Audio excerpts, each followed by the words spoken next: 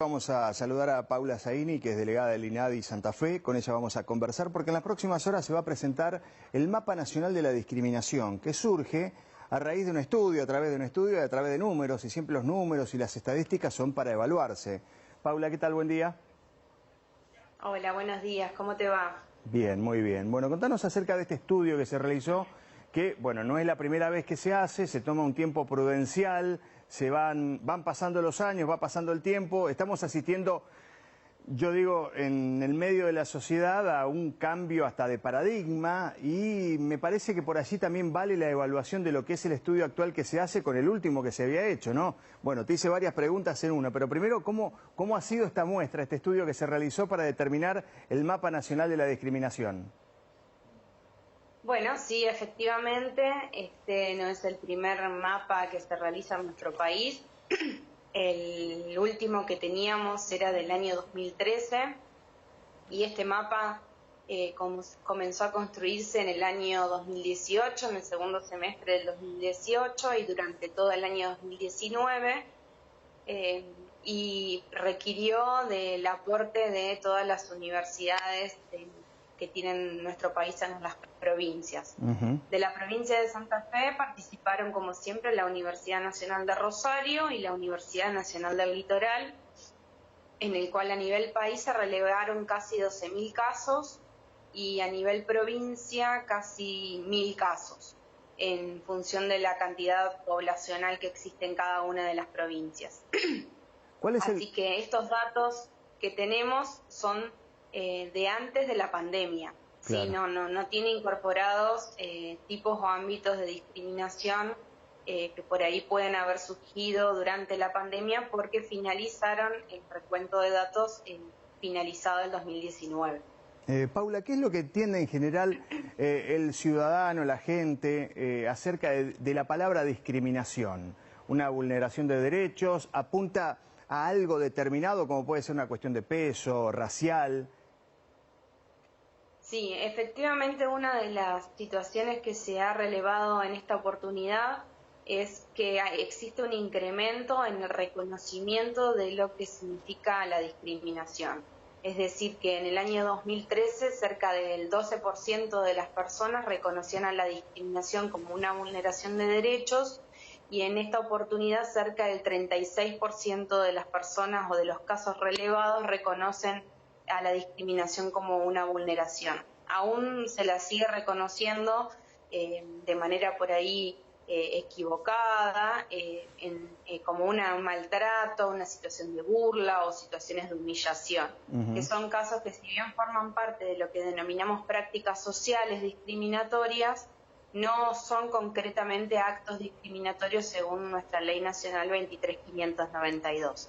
Pero en ese sentido creemos que ha sido muy importante la tarea de sensibilización y de formación que se realiza y que realizamos durante todo este tiempo para poder reconocer y desnaturalizar cuando una conducta es discriminatoria. Bien, y esas conductas discriminatorias, de acuerdo al estudio, ¿dónde se apreciaron más? ¿En qué ámbitos?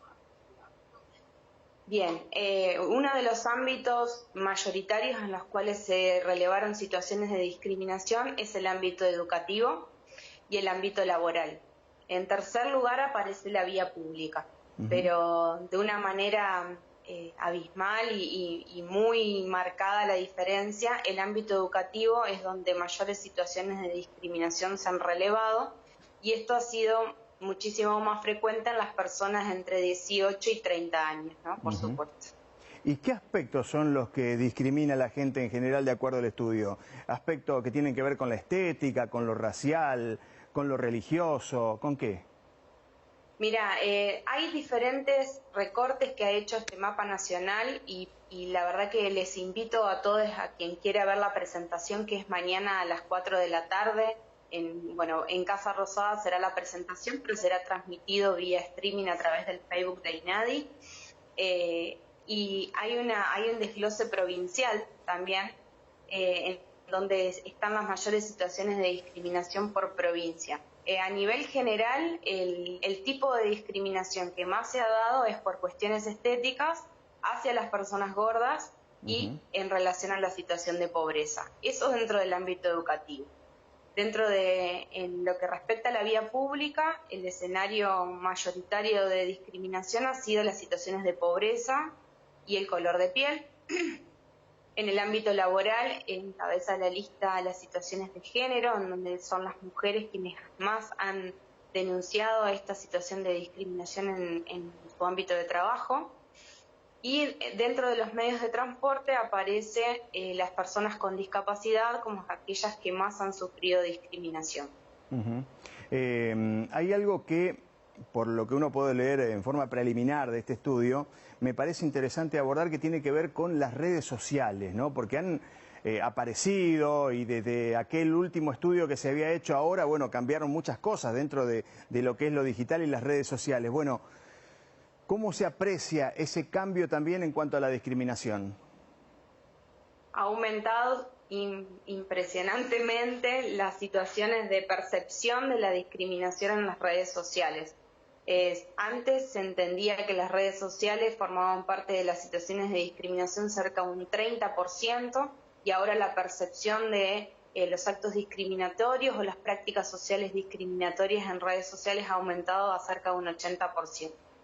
Así que de alguna manera es una temática que venimos trabajando hace mucho tiempo y que la vemos como algo preocupante y agravante, la velocidad con que las redes sociales reproducen las prácticas sociales discriminatorias y terminan constituyendo actos discriminatorios en general.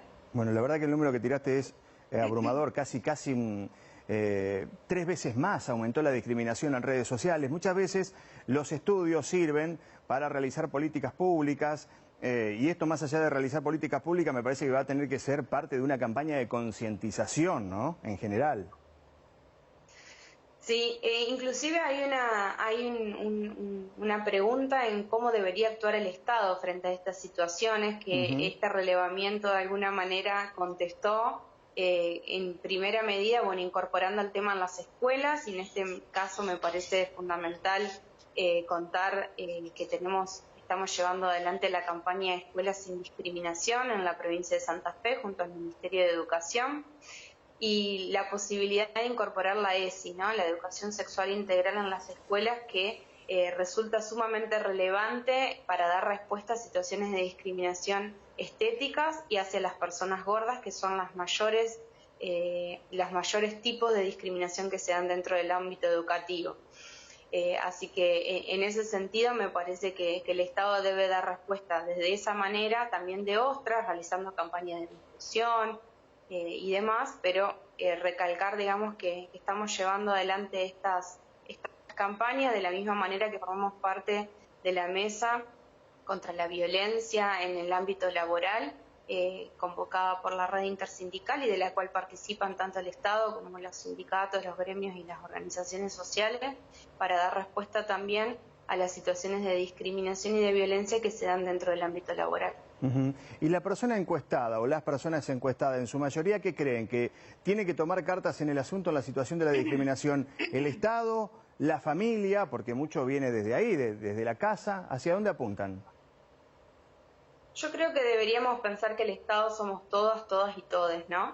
Más allá de que podemos poner en cabeza de quienes son funcionarios o forman parte del gobierno, el Estado somos todes, y me parece que en el sentido de cuando trabajamos con niños, niñas y adolescentes, todos tenemos responsabilidades. La familia, la comunidad docente, los organismos estatales. Entonces, desde ese punto de vista, si hay alguna situación de discriminación, una práctica social discriminatoria, hay que complejizar y trabajar articuladamente entre todos esos actores para que esa situación no continúe, para prevenirlas y para garantizarles a nuestros niños y niñas y adolescentes una educación libre de violencia y discriminación. En Santa Fe, ¿los números van en consonancia con lo que es a nivel nacional en esta encuesta? Sí, cuestiones estéticas y personas gordas son también quienes encabezan el ámbito, el tipo de discriminación más denunciado en todos los ámbitos, no solamente en el educativo. La última que te hago, Paula, a raíz de los números y del estudio, ¿se puede decir que Argentina es un país racista?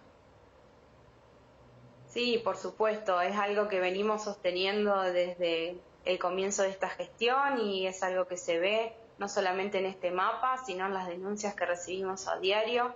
Existen grupos y ámbitos en los cuales hay situaciones de discriminación estructural y el racismo es efectivamente una de ellas. Paula, gracias por este contacto con Buen Santa Fe. Que tengas buen día. Muchísimas gracias a ustedes. Hasta luego. Paula Zaini es la delegada del INADI en Santa Fe. Conversamos con ella aquí en Buen Santa Fe.